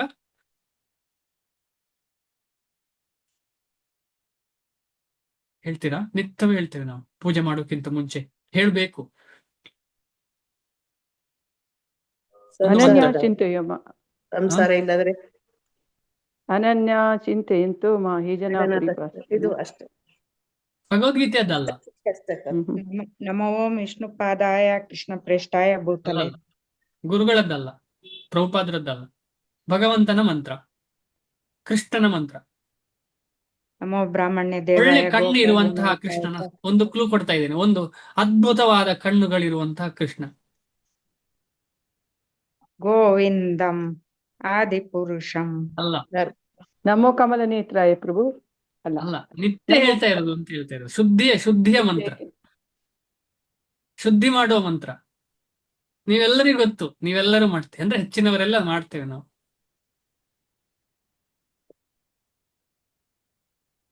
ಅಪವಿತ್ರ ಅಂತ ಹೇಳುವ ಪದದಿಂದ ಶುರು ಆಗ್ತದೆ. ಓಂ ಪವಿತ್ರ ಪವಿತ್ರೋ ಸರ್ವಾವಸ್ಥ ಅದು. ಹಾ, ಅಪವಿತ್ರ ಪವಿತ್ರೋ ವಾ ಪವಿತ್ರೋ ವಾ ಸರ್ವಾವಸ್ಥಾಂ ಗತೋಪಿ ವಾ ಸರ್ವಾವಸ್ಥಾಂ ಯಸ್ಮರೇ ಪುಂಡರೀಕಾಕ್ಷಂ ಸ ಬಾಹ್ಯ ಬಾಹ್ಯ ಅಭ್ಯಂತರ ಶುಚಿ. ಶುಚಿ. ದಯವಿಟ್ಟು ಇದನ್ನು ಕಲೀರಿ, ಯಾಕಂತ ಹೇಳಿದ್ರೆ ತುಂಬಾ ಇಂಪಾರ್ಟೆಂಟ್. ನಾವು ನಂಗೆ ಬರುದಿಲ್ಲ ಪ್ರಭು ಇದು. ಓಕೆ ಓಕೆ, ಪ್ರಭುಜಿ ಇದು ತುಂಬಾ ಗ್ರೂಪ್ ಇಂಪಾರ್ಟೆಂಟ್. ಯಾಕೆ ಇಂಪಾರ್ಟೆಂಟ್ ಅಂದ್ರೆ ಭಗವಂತನ ಸೇವೆ ಮಾಡೋಕ್ಕಿಂತ ಮುಂಚೆ ಇದನ್ನ ನಾವು ಹೇಳ್ಬೇಕು. ಯಾಕಂದ್ರೆ ನಾವು ಸ್ನಾನ ಮಾಡಿದ್ದೇವೆ, ಎಷ್ಟು ಶುದ್ಧತೆ ಇದೆ ನಮಗೆ. ವಿಷ್ಣು ಸಹಸ್ರನಾಮ ಹೇಳುವ ಮೊದಲು ಫಸ್ಟಿಗೆ ಹೇಳ್ತೇವಲ್ಲ ಸರ್, ಅದೇ. ಹಾ, ಯಾವುದೇ ಒಂದು ಇದು ಕಾರ್ಯ ಮಾಡೋಕ್ಕಿಂತ ಮುಂಚೆ, ಭಗವಂತನ ಸೇವೆ ಮಾಡೋಕ್ಕಿಂತ ಮುಂಚೆ ಹೇಳ್ಬೋದು. ಅದರ ಅರ್ಥ ಹೇಳ್ತೇನೆ. ಅಪವಿತ್ರ ಪವಿತ್ರೋವ, ಭಗವಂತನ ನಾಮ ತಕೊಂಡ್ರೆ ಅಥವಾ ಭಗವಂತನ ಬಗ್ಗೆ ಚಿಂತನೆ ನಾವೆಲ್ಲ ಈ ಮಂತ್ರ ಹೇಳದಿದ್ರು ಅದನ್ನ ಮಾಡ್ತಾ ಇದ್ದೇವೆ ನಾವು. ಯಾಕಂದ್ರೆ ನಾವು ಹರೇ ಕೃಷ್ಣ ಮಹಾಮಂತ್ರ ಹೇಳ್ತಾ ಇರ್ತೇವಲ್ಲ, ಆದ ಕಾರಣ ಅದು ಶುದ್ಧ ಅಂತ ಲೆಕ್ಕ. ಅಪವಿತ್ರ ಪವಿತ್ರೋವ ಯಾವುದು? ಭಗವಂತನ ನಾಮ. ಎಷ್ಟೇ ನಾವು ಪವಿತ್ರ ಅಂತ ಅನ್ಕೊಳ್ಳಿ, ಆದ್ರೆ ಭಗವಂತನ ನಾಮ ಇಲ್ಲದ್ರೆ ನಾವು ಅಪವಿತ್ರರು. ನಾವು ಚಂದ ಸ್ನಾನ ಮಾಡಿ ಒಳ್ಳೆ ಸೆಂಟ್ ಹಾಕಿದ್ದೇನೆ ಅಂದ್ರೆ ನಾನು ಕ್ಲೀನ್ ಅಲ್ಲ. ಚಂದ ಕ್ಲೀನ್ ಆಗಿದ್ದೇನೆ ಅಂದ್ರೆ ಕ್ಲೀನ್ ಅಲ್ಲ. ಕ್ಲೀನ್ ಬೇಕು, ಬಾಹ್ಯ ಕ್ಲೀನ್ ಬೇಕು. ಆದರೆ ಭಗವಂತನ ನಾಮಸ್ಮರಣೆ ಮಾಡಿದ್ದಾನೆ ಅಂತ ಹೇಳಿದ್ರೆ ಅವ ಸ್ನಾನ ಮಾಡ್ಲಿಲ್ಲ, ಏನೇ ಇರ್ಲಿ ಅವನು ಶುದ್ಧ ಅಂತ ಅರ್ಥ. ಹಾಗೆ ಅಂತ ಹೇಳಿ ನಾಳೆಯಿಂದ ನಾವು ಸ್ನಾನ ಮಾಡದೆ ಪೂಜೆ ಮಾಡೋ ಉದ್ದೇಶ ಅಲ್ಲ. ಉದ್ದೇಶ ಏನು ಅಂತ ಹೇಳಿದ್ರೆ ಭಗವಂತನ ನಾಮ ಅಂತ ಹೇಳಿದ್ರೆ ಆಧ್ಯಾತ್ಮಿಕವಾದ ನಾಮ ಅಂತ ಹೇಳಿದ್ರೆ ಸಂಪೂರ್ಣ ಒಬ್ಬ ವ್ಯಕ್ತಿಯನ್ನ ಬಾಹ್ಯ, ಹೊರಗೆ, ಅಂತರ, ಒಳಗೆ ಶುದ್ಧ ಮಾಡುವಂತ ಶಕ್ತಿ ಉಳ್ಳದ್ದು. ಯಾರದ್ದು ಹೆಸರು? ಪುಂಡರೀಕಾಕ್ಷ. ಅಪವಿತ್ರ ಪವಿತ್ರೋವ ಸರ್ವ ಅವಸ್ಥಾಂ, ಯಾವುದೇ ಅವಸ್ಥೆಯಲ್ಲಿ. ಈಗ ಕೇಳ್ಬೋದು, ನಾನು ಹರೇ ಕೃಷ್ಣ ಮಹಾಮಂತ್ರ ಮುಟ್ಟಿನ ಸಮಯದಲ್ಲಿ ಅಂದ್ರೆ ಹೊರಗಿರುವಾಗ ಮಾಡಬಹುದಾ? ಮಲ ಮಾಡುವಾಗ, ವಿಸರ್ಜನೆ ಮಾಡುವಾಗ ಮಾಡಬಹುದಾ? ಸ್ನಾನ ಮಾಡುವಾಗ ಮಾಡಬಹುದಾ? ಟ್ರೈನಲ್ಲಿ ಮಾಡಬಹುದಾ? ಏರ್ಪೋರ್ಟ್ ಅಲ್ಲಿ ಮಾಡಬಹುದಾ? ಬಸ್ಸಲ್ಲಿ ಮಾಡಬಹುದಾ? ಈ ತರ ಎಲ್ಲ ಪ್ರಶ್ನೆ ಕೇಳ್ಬೋದು ನಾವು. ಹರೇ ಕೃಷ್ಣ ಮಹಾಮಂತ್ರಕ್ಕೆ ಯಾವ ವಿಧಿವಿಧಾನ ಇಲ್ಲ, ಯಾವಾಗೂ ಕೂಡ ಮಾಡ್ಬೋದು. ಅಪವಿತ್ರ ಪವಿತ್ರೋವ ಸರ್ವ ಅವಸ್ಥಾಂ ಗತೋಪಿವ ಯ ಸ್ಮರೇತ್, ಯಾರು ಪುಂಡರೀಕಾಕ್ಷನನ್ನ ಸ್ಮರಿಸ್ತಾರೆ. ಸ್ಮರಣೆ ಮಾಡೋದಂದ್ರೆ ಏನು? ಸ್ಮರಣೆ ಮಾಡೋದು ಅಂತ ಹೇಳಿದ್ರೆ ಆ ಮಂತ್ರವನ್ನ ಹೇಳಬೇಕು. ಸುಮ್ಮನೆ ಸ್ಮರಣೆ ಆಗುದಿಲ್ಲ, ಆ ಶಬ್ದವನ್ನ ಹೇಳಬೇಕು. ಆ ಶಬ್ದವನ್ನ ಹೇಳಿದ್ರೆ ಸ್ಮರಣೆ ಆಗ್ತದೆ. ಸ್ಮರಣೆ ಆಗುದು ಅಂತ ಹೇಳಿದ್ರೆ ಆ ಶಬ್ದ ಉಚ್ಚಾರಣೆ ಆಯ್ತು ಅಂತ ಅರ್ಥ.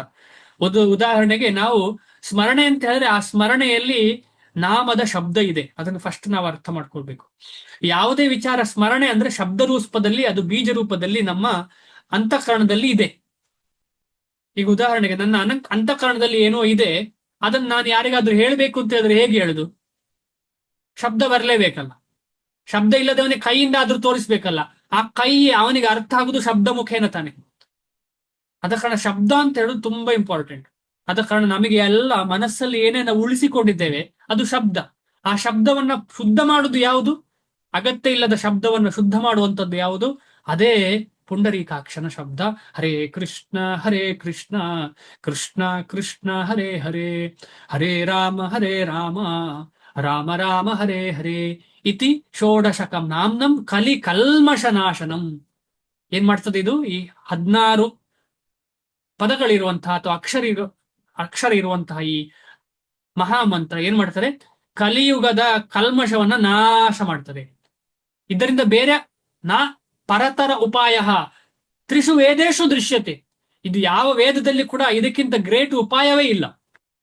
ಹರೇ ಕೃಷ್ಣ ಮಹಾಮಂತ್ರದ ಸ್ಪಂದನ ಮಾಡುವಕ್ಕಿಂತ ದೊಡ್ಡ ಉಪಾಯ ಈ ಕಲ್ಮಶದಿಂದ ಹೊರಗೆ ಬರ್ಲಿಕ್ಕೆ ಭಗವಂತನ ಮೊರೆ ಹೋಗದಿದ್ರೆ ಸಾಧ್ಯವೇ ಇಲ್ಲ, ಬೇರೆ ಉಪಾಯವೇ ಇಲ್ಲ, ಎಲ್ಲ ಶಾಸ್ತ್ರಗಳು ಹೇಳುವಂಥದ್ದು. ಇಷ್ಟ ಅರ್ಥ ಮಾಡಿದ ಮೇಲೆ ನಾವು ಇವತ್ತಿನ ಕ್ಲಾಸನ್ನ ವಿರಾಮ ನೀಡೋಣ. ಏನಾದ್ರೂ ಪ್ರಶ್ನೆ ಇದ್ರೆ ದಯವಿಟ್ಟು ಕೇಳಿ. ಏನಾದ್ರೂ ನಾನು ತಪ್ಪು ಹೇಳಿದ್ರೆ ದಯವಿಟ್ಟು ಹೇಳಿ, ಆಗ ನನಗೆ ಹೆಲ್ಪ್ ಆಗುತ್ತೆ ಕರೆಕ್ಷನ್ ಮಾಡ್ಕೊಳ್ಳಕ್ಕೆ.